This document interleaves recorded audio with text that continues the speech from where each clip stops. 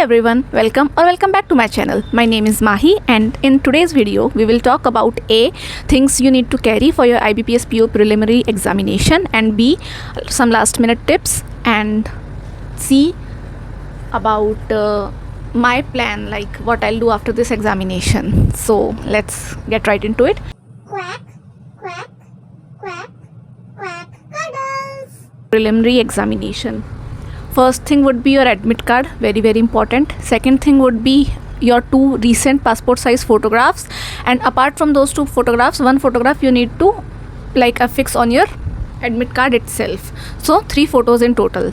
1 original ID card, maybe your Aadhaar card or PAN card or whichever you have filled during your form filling, and 1 photocopy of the exact ID card. If you are taking PAN card, then photocopy of PAN card itself.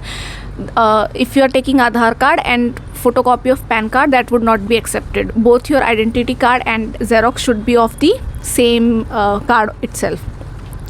Then next thing you need to carry is, these are the most important things, you cannot forget them. Then you can carry 1 transparent water bottle and 1 transparent pen with you, and a tissue or a handkerchief if your hands are sweaty like mine, and that's it. These are all the things you need to carry for your examination.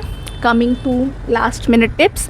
पहली बात तो after आज का आपने अगर कोई mock दिया है तो good, but after it please do not give any mock. अगर मॉक में मार्क्स कम आएंगे तो आपका कॉन्फिडेंस ऑटोमेटिकली कम हो जाएगा.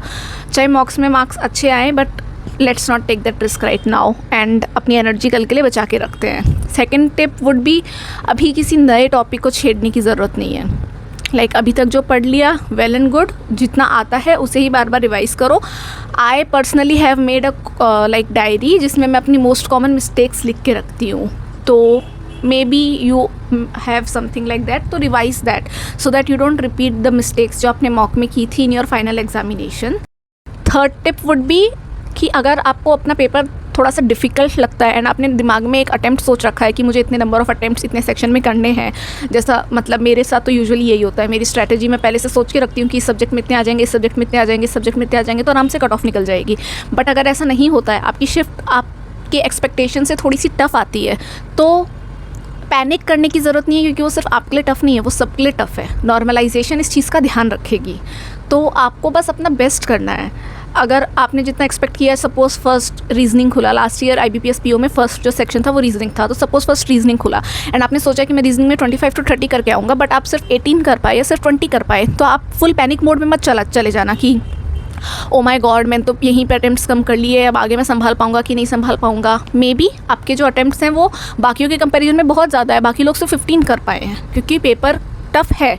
सो अगर आपको अपनी शिफ्ट टफ़ लगती है तो नॉर्मलाइजेशन उस चीज़ को संभाल लेगा. ओवर अटैम्प्ट मत करना. मैंने ये मिस्टेक की थी अपने SBI क्लर्क का जो मेंस का पेपर हुआ था उसके अंदर. हमारी सेकेंड शिफ्ट थी 10th या 12th अप्रैल को, I don't remember, but that was the toughest shift क्योंकि उसमें GA अनप्रेडिक्टेबल आ गया था एंड मुझे नहीं पता था. मुझे लगा कि हाँ, अगर मैं दिमाग में एम लेके चली हूँ कि मुझे GA में 20 करने हैं तो मुझे GA में 20 करने हैं. उस चक्कर में मैंने ओवर अटैम्प्ट कर लिया एंड मेरा सिलेक्शन सिर्फ उस GA के कारण नहीं हो पाया, जिसमें अगर मैं कॉन्फिडेंटली 2 या 3 क्वेश्चन जो भी मुझे आ रहे थे वो करके आ जाती तो मेरा हो जाता. सो पर्सनल एक्सपीरियंस से बता रही हूँ, अगर आपको अपनी शिफ्ट टफ लग रही है या ऐसा क्वेश्चंस आपको लग रहे हैं कि सॉल्व नहीं हो रहे, तो वो किसी से नहीं हो रहे. एंड ये चीज़ आपको एग्जाम सेंटर से बाहर आने के बाद पता चलती है कि शिफ्ट टफ थी. आपको पेपर देते देते कभी नहीं पता चलेगा कि शिफ्ट टफ थी. तो इस चीज़ को ध्यान में रखना. नेक्स्ट टिप वुड भी क्वेश्चंस को अच्छे से रीड करना. कभी कभी हमसे एरर फ्री पूछा जाता है, हम एरर वाला मार्क कर देते हैं. ABCDE में से D में भी है जिसके अंदर जो एरर फ्री है, बट हमने A पढ़ा, हमें A में एरर दिखा और हम एरर मार्क करके आगे बढ़ गए. फिर 3-4 क्वेश्चन में जब लगातार आंसर A आ रहा होता है तो हमारा दिमाग चमकता है कि नहीं, पहले क्वेश्चन देख लेता हूँ उसने क्या पूछा है.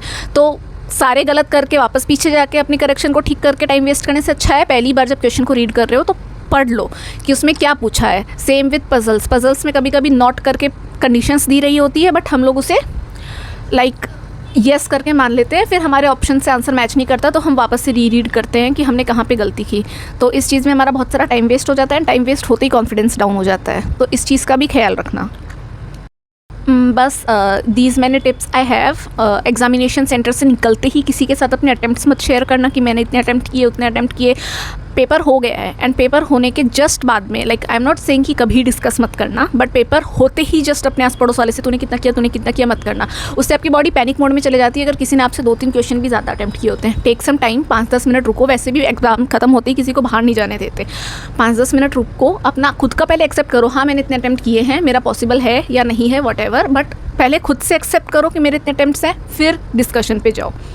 एंड नेक्स्ट वुड बी, आज ही अगर आपका 22 को पेपर है तो 21 को, 23 को पेपर है तो 22 को ही अपना रूट डिसाइड कर लो कि मुझे इस रूट से, इस व्हीकल से, bike, auto, Uber, whatever, metro, बस, मुझे इस ट्रांसपोर्टेशन से, इस रूट से एग्ज़ाम सेंटर पे रीच करना है, ताकि आपका माइंड कल पैनिक ना करे एग्ज़ाम के दिन कि ओ माय गॉड मैं कैसे पहुंचूंगा सेंटर पे टाइम पे। अगर आप पहले से प्लान करोगे, आपको पता होगा कितना टाइम लगना है, 20-25 मिनट हाथ में लेके चलो।